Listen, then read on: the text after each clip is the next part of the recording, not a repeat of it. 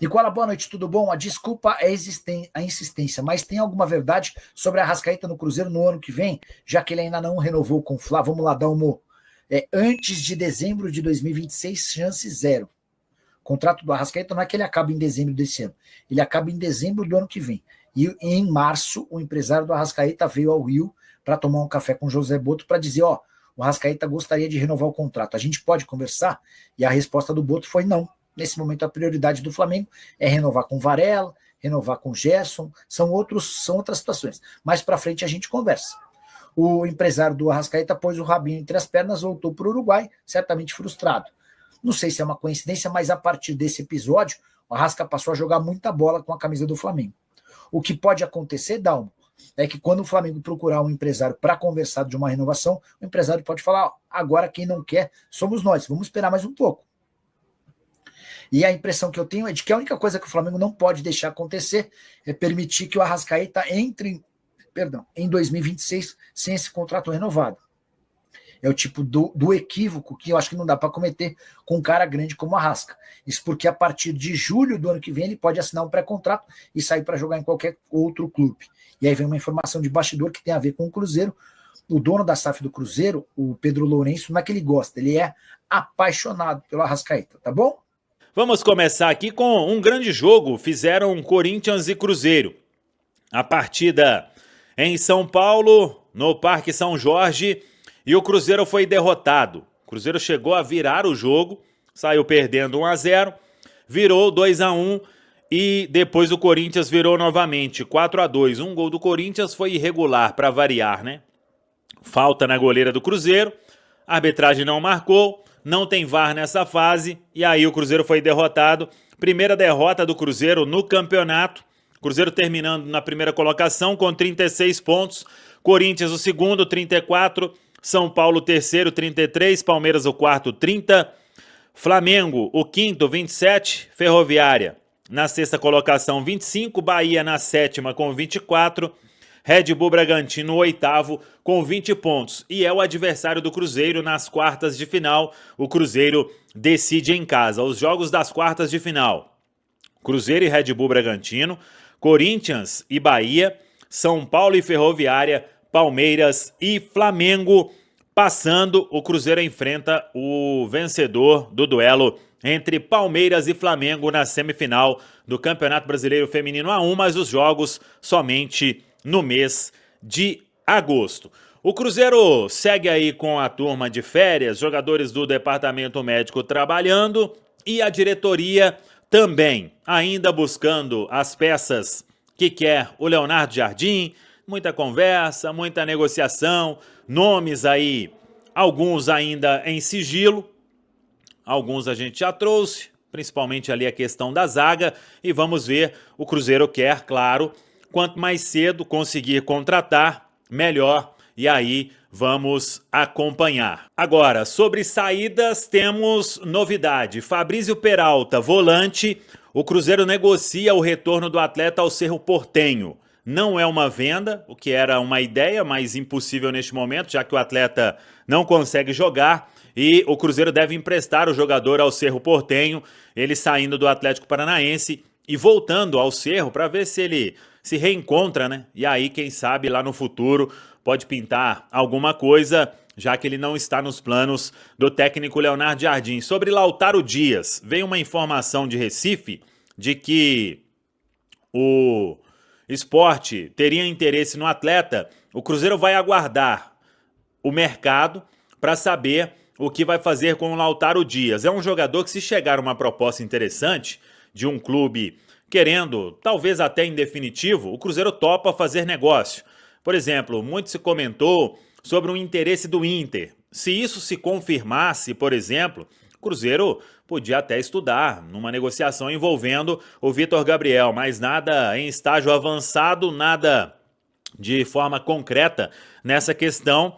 Para o Sport, acho que é pouco provável que ele vá neste momento, mas vamos aguardar. Alguns clubes já procuraram o Cruzeiro, ainda sem avanço nesta questão. É o que temos do Cruzeiro nesta quarta-feira aqui na Samuca TV. Tá falado, pessoal? Fabrício Calazans vem pra cá, chega pra roda, tá na hora de falar do Cruzeiro. O Cruzeiro tá curtindo também o seu período de descanso, mas tem novidade na toca, né, Fabrício? Boa noite. Tô ligado, João, deixa comigo. Boa noite pra você, pro Edu Panzi, pra quem se liga no programa Bastidores, em especial pro torcedor do Rei de Copas, jogadores do Cruzeiro curtindo o sexto de 13 dias de férias, até o compromisso da Vitória Cup, nos dias 3 e 6 do próximo mês, contra a Defensa e Justiça da Argentina e contra também a equipe do Estudiantes. Reeditando final de Copa Libertadores, inclusive. Ô, João, os jogadores seguem de férias, mas tem 3 atletas que estão trabalhando na Toca da Raposa 2, normalmente, porque se recuperam de lesão. Volante Matheus Henrique, zagueiro João Marcelo e o também zagueiro Janderson, que subiu da base para o profissional. O mais próximo de retornar ao time é o Matheus Henrique, uma cirurgia no joelho, e hoje ele postou em suas redes sociais um vídeo em que faz trabalhos calçando chuteiras no campo da Toca da Raposa 2. Então, o retorno do Mateuzinho, ele está cada vez mais perto. Ô, João, notícias que a gente trouxe durante a programação da Itatiaia, na turma do bate-bola, falamos do interesse do futebol nordestino no Lautaro Dias, atacante argentino de 27 anos, que foi contratado pelo Cruzeiro vindo do Independiente Del Valle, custou 16 milhões, o Cruzeiro tem 70% dos direitos do Lautaro Dias, e este atleta está com o moral lá embaixo, principalmente com o técnico Leonardo Jardim. O Cruzeiro rechaça o empréstimo do jogador. Não será uma moeda de troca nesse formato de empréstimo. O Cruzeiro pagou 16 milhões e pensa em vendê-lo. Ele é um atleta negociável. São Paulo já teve interesse no jogador, o Internacional sondou também, já procurou saber da situação do Lautaro Dias, mas no futebol do Nordeste, 2 situações. Uma envolvendo o Sport Recife. A Itatiaia apurou que se tem interesse do esporte é do clube para com representantes do atleta, não chegou nada até o Cruzeiro. E um outro interesse também seria do Vitória da Bahia, o interesse por empréstimo. Então o Cruzeiro nesse primeiro momento não quer negociar o Lautaro Dias por empréstimo, como eu disse, custou 16 milhões de reais ao Cruzeiro, veio do Independiente Del Valle, e esse ano na Série A apenas 4 partidas. O último jogo dele, ô João, com a camisa do Estrelado, foi pela Copa Sul-Americana, dia 28 de maio contra o União Santa Fé. Então já estamos aí indo para um mês sem o Lautaro Dias em campo.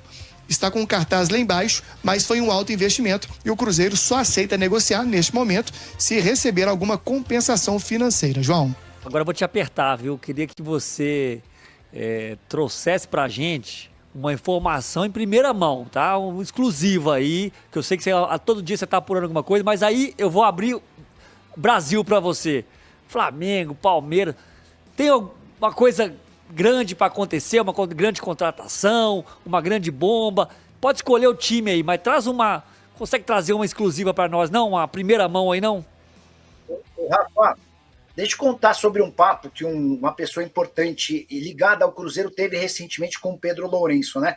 E eu tenho muita amizade com essa pessoa e ela me confidenciou, só pediu para que eu não identificasse. Mas ela estava conversando com o Pedro Lourenço sobre investimento, gastos, prejuízos e tal, e o Pedro já confidenciou aos familiares dele, que enquanto ele for vivo, ele vai continuar gastando dinheiro, cerca de 200 milhões de reais por ano no Cruzeiro. Ainda que esse dinheiro não volte, ele não está preocupado em ficar rico a partir do Cruzeiro, até porque já tem uma fortuna estimada em mais de 8 bilhões de reais, mas a ideia do Pedro, muito empolgado com o atual momento do clube, brigando por títulos, ele já até falou, pessoal da minha família, vocês saibam que enquanto eu for vivo, não estou preocupado em ter lucro com o Cruzeiro. Se tiver prejuízo todo ano, não tem problema. Vou colocar pelo menos 200 milhões de reais no clube por temporada. O objetivo é fazer o Cruzeiro mais forte, o Cruzeiro cada vez melhor e cada vez mais próximo de títulos. Porque estar bem com o Cruzeiro e fazer torcedores do Cruzeiro felizes é um dos meus grandes objetivos. Foi esse o discurso do Pedro para com os seus familiares. E aí esse comportamento contrasta com o dos acionistas do Galo, né? Que hoje eles têm capacidade financeira também, mas eles estão buscando no mercado externo 700 milhões de reais. Essa grana seria super importante para que o Atlético refinanciasse as suas dívidas, as dívidas mais emergenciais fossem pagas de maneira mais breve e o Atlético pudesse mudar um pouquinho do perfil da sua dívida. Então o Alexandre Matos, que já saiu do Cruzeiro, hoje no Santos, ele disse em uma apresentação aí dos novos contratados na temporada que o maior ídolo, respeitando todos, o maior ídolo do Cruzeiro é o Pedro Lourenço. Com essa sua informação aí, Puxa vida. Olha, eu vou falar uma coisa pra você, o cruzeirense que tá ouvindo o 98 Esportes agora, além de rir de orelha a orelha, quer dizer então que a informação que você traz de uma conversa com essa sua fonte é que ele não tá preocupado com prejuízo e pelo menos pensa em 200 milhões ano?